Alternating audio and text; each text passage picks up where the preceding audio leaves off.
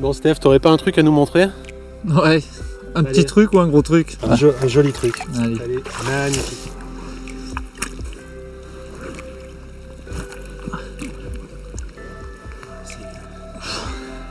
C'est difficile de commencer une session mieux que ça, en lac de barrage, avec un poisson sauvage magnifique, quasiment linéaire. Bon, je pense qu'elle dépasse très largement les 20 kg, il n'y a pas de souci là-dessus. Voilà, c'est pour ça qu'on est là, pour le cadre, la saison, les poissons qui mangent, des poissons, vous le voyez, qui sont bien ventrus, qui se nourrissent fort et qui parfois nous font un peu le plaisir d'être là. C'est Bravo ça. Steph. Ouais, magnifique coup de ligne.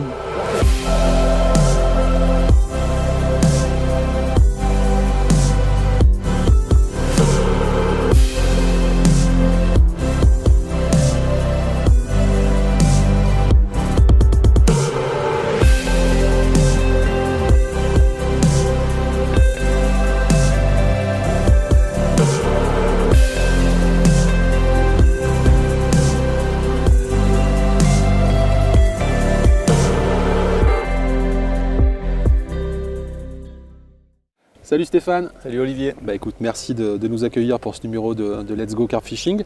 On est en langue de barrage, dans les terres du milieu, voilà, dans ce vaste empire qui est le très grand massif central, très riche en lac de barrage principalement.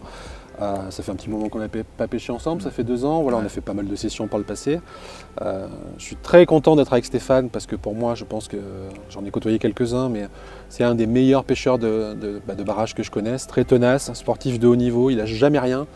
Voilà, l'endurance, le mental, ça joue énormément, c'est des pêches où on peut vite se décourager, voilà, quand il pleut pendant des jours, que les conditions sont difficiles. Lui, c'est un des rares que je connaisse qui lâche rien, il est bien supérieur à moi. Quand ça se gâte un peu, j'aime bien rentrer au chaud des fois. Mais lui, non. Et forcément, ses résultats s'en ressentent par rapport à beaucoup d'autres. Donc, explique-nous, on est à l'automne. Une particularité, c'est que vous le voyez, il fait beau. C'est le premier soleil, première journée de soleil depuis des semaines. Vous le savez, la France a connu une grosse vague d'intempéries.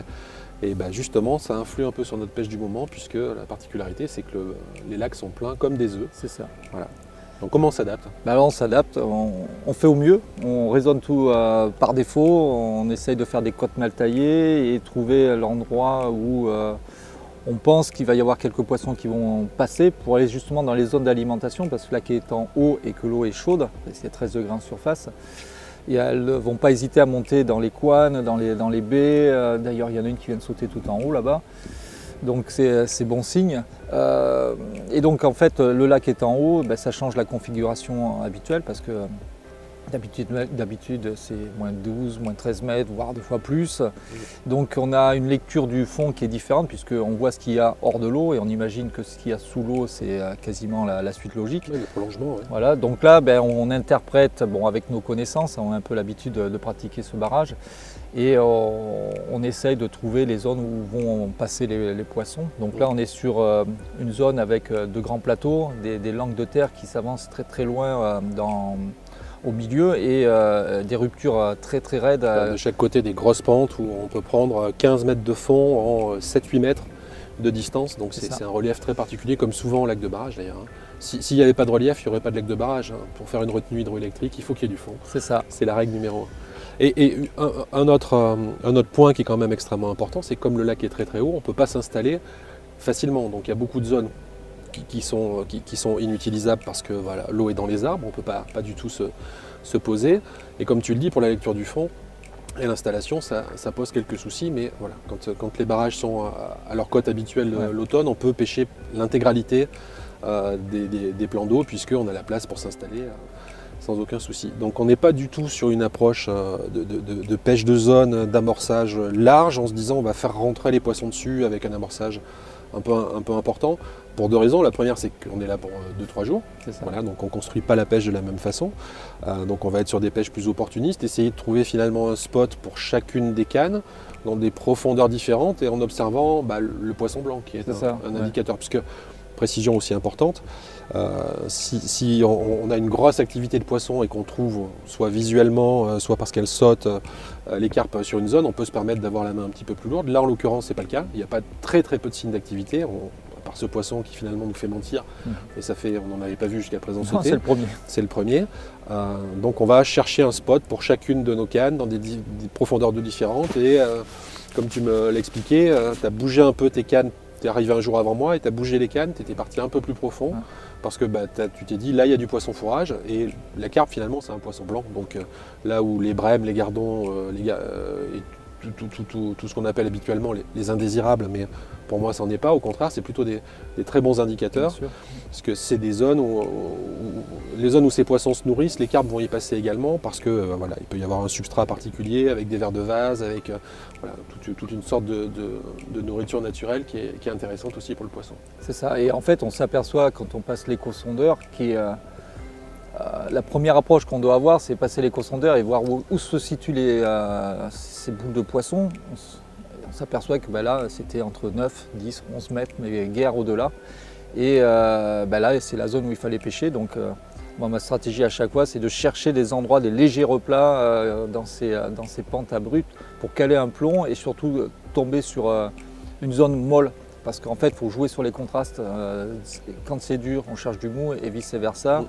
Et en barrage, le mou, c'est beaucoup plus rare qu'en plan d'eau. En plan d'eau, c'est l'inverse. On dit souvent, trouve la tache de gravier, trouve le dur. Bon, vous avez vu ça dans plein de vidéos. On sonde et on trouve un endroit où le substrat est un peu plus ferme. Et ça va être un hotspot, on va dire, entre guillemets. En lac de barrage, parfois, c'est l'inverse. Une poche peut être un garde-manger potentiel. C'est ça, parce qu'en fait, là, les seules zones de mou qu'on va avoir ici sont dans 40 mètres d'eau. Ouais. Donc c'est pas la peine d'y pêcher. Même si j'en connais qui ont déjà essayé, mais bon, c'est un peu... D'ailleurs, justement, une question intéressante. C'est intéressant d'échanger là-dessus. Jusqu'à quelle profondeur tu as pris des poissons en lac de barrage? 27 mètres. 27 mètres, voilà. Donc ça peut paraître énorme quand on est habitué à pêcher des plans d'eau avec des profondeurs classiques, mais voilà, pas hésiter à descendre assez profond. Moi, je pêche souvent, il y a des zones sur lesquelles je pêche où je pêche entre 17, 18 et en remontant parfois avec des cannes qui peuvent être dans 2 mètres, 2 mètres 50 d'eau en fonction. Mais il ne faut pas hésiter à descendre un petit peu plus bas, soit parce qu'on a trouvé les poissons, soit parce que rien ne fonctionne. Et en fait, en lac de barrage, c'est comme ailleurs, il faut tenter des trucs. Ah oui, oui. Parce que parfois, sur un malentendu, comme dirait Jean-Claude Duss, ça peut passer. L'anticonformisme, c'est payant. C'est tout ce qui est pêche normée, c'est classique et on fait du poisson.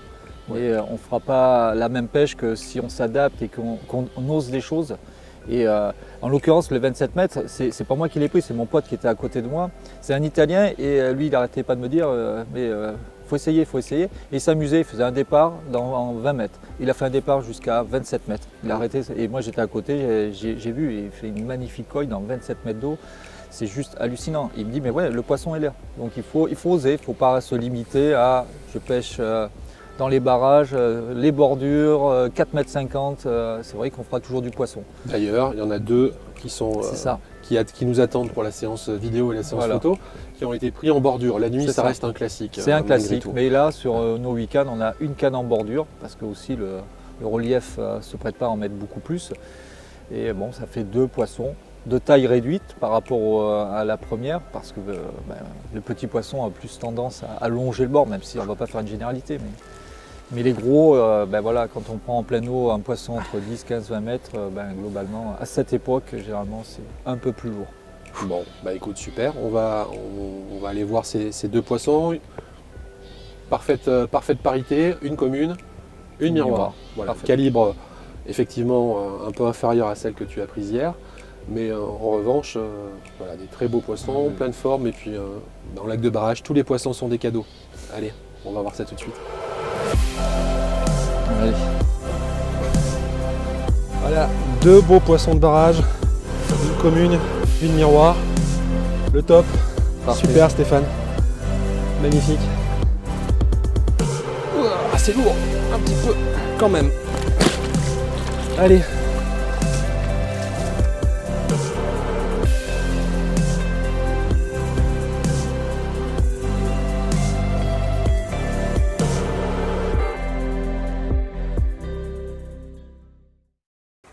Pour ce qui est du matériel et plus particulièrement des cannes et des moulinets, pas de souci, on peut utiliser exactement le même set que le reste de l'année sur les pêches de barrage.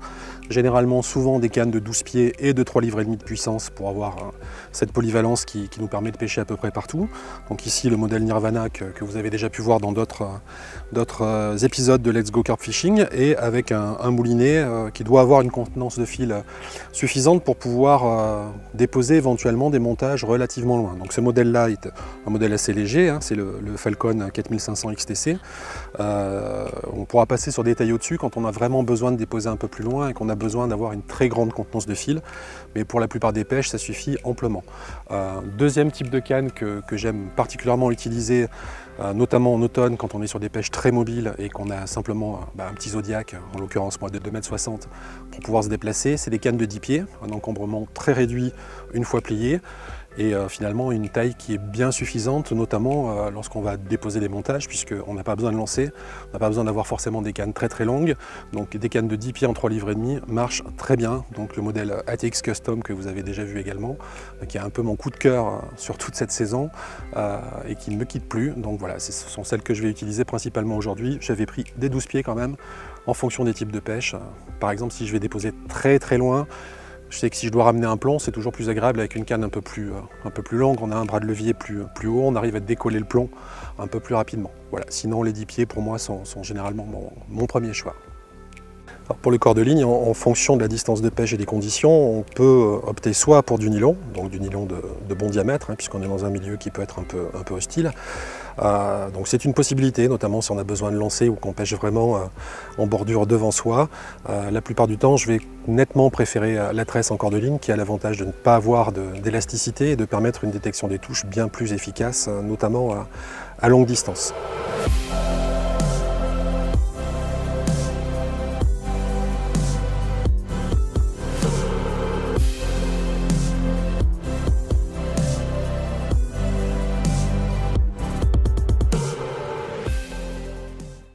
En matière d'èche et d'appât, on va rester très simple sur les pêches automnales. On va utiliser les grands classiques qui fonctionnent en toute saison, en ciblant sur deux produits plus particulièrement en ce qui me concerne. Pour les graines, les noix tigrées, voilà, donc là en seau, qui ont l'avantage d'être prêts à l'emploi et de se conserver assez longtemps. Donc la noix tigrée, c'est une graine qui est particulièrement appréciée par les carpes, qui a un avantage, c'est qu'elle est très peu consommée par les autres espèces, donc on sait que l'amorçage reste en place le plus longtemps possible. On peut l'utiliser aussi bien pour amorcer que pour écher, y compris des toutes petites bouchées. Voilà, ça peut tout à fait fonctionner sur un amorçage à base de particules un petit peu plus grosses ou à base de bouillettes, ça marche très bien. On peut les décoller avec un morceau de liège. Voilà, les présentations possibles sont multiples. En second lieu, on va utiliser bien évidemment des bouillettes, et des bouillettes sur des diamètres qui vont rester assez classiques. Donc là, moi j'utilise des bouillettes en 20 mm. Donc qui vont avoir une taille, on va dire standard, une taille passe-partout, et qui permet de faire, on va dire, face à toutes les situations. Donc on va pouvoir utiliser en amorçage, on va les utiliser en échage, simplement une bouillette dense, puisque voilà, il n'y a aucune raison que les carpes ne se fassent pas prendre sur ce qu'elles vont consommer dans l'amorçage. On va pouvoir les équilibrer éventuellement en les perçant et en rajoutant un morceau de liège, et on va pouvoir aussi les équilibrer en utilisant une bouillette flottante. Le troisième type d'èche qu'on va utiliser, bien évidemment, ce sont les bouillettes flottantes sous toutes leurs formes, soit associées, comme je viens de le dire, à des bouillettes denses, soit seules pour décoller éventuellement des noix tigrées, ou pour équilibrer sous forme de bonhomme de neige une bouillette dense. Voilà, des grands basiques, des choses qui marchent systématiquement et en toute saison. On ne réinvente pas le fil à couper le beurre ni l'eau tiède. On part sur des classiques et il n'y a aucune raison que ça ne fonctionne pas.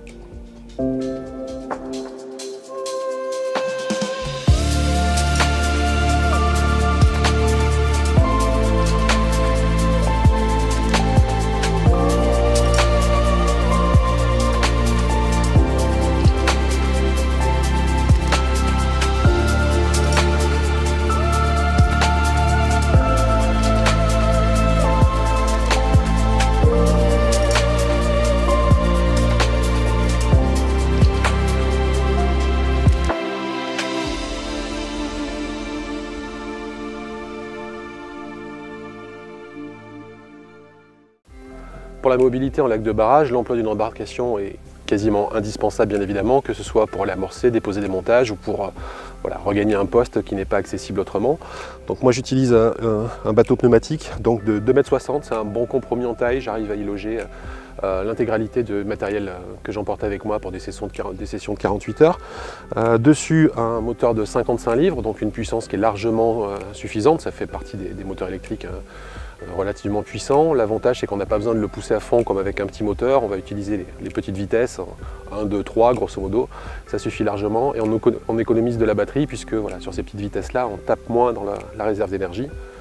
Pour la batterie, j'ai une batterie de 110 Ah qui me permet de tenir sans aucun souci pendant des sessions de 48 heures et une seconde batterie de 40 Ah que j'utilise pour l'éco-sondeur mais qui sert aussi de réserve d'énergie au cas où la première batterie soit vide. Donc, sinon, ça se termine généralement avec les rames, donc toujours partir avec ses rames.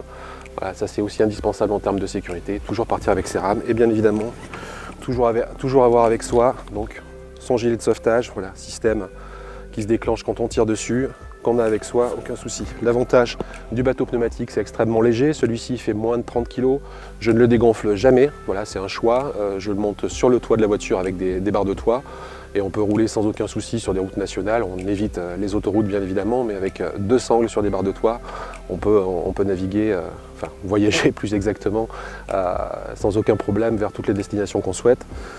Voilà, moins de 30 kg, on peut le monter tout seul, aucun problème. Et dernier avantage, et pas des moindres, c'est qu'en termes de sécurité, bien évidemment, un bateau pneumatique, ça ne coule pas, et c'est extrêmement sécurisant et rassurant.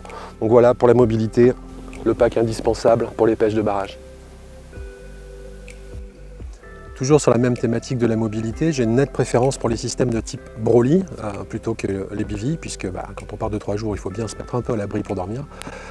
Les systèmes de type Broly, sont des parapluies, ce qu'on appelait les parapluies tentes à l'origine, voilà, qui sont très faciles, très rapides à monter et à démonter quand on a besoin de changer de poste rapidement. On rajoute une petite façade, comme vous le voyez. On se ferme à l'intérieur et il y a largement suffisamment de place à l'intérieur pour pouvoir abriter l'intégralité du matériel que j'amène sur des sessions de 2 ou 3 jours. Petite astuce que vous voyez peut-être ici, donc ça c'est une petite lampe que je fixe à l'extérieur tout simplement parce que si vous avez une touche la nuit et que vous êtes obligé de combattre le poisson en bateau, ça vous permet de l'allumer avant de monter sur votre gonflable et d'avoir toujours un point de repère pour la berge pour pouvoir revenir. Donc voilà, pensez à la sécurité. Voilà, on est là pour prendre du plaisir, pas pour laisser sa vie au bord de l'eau.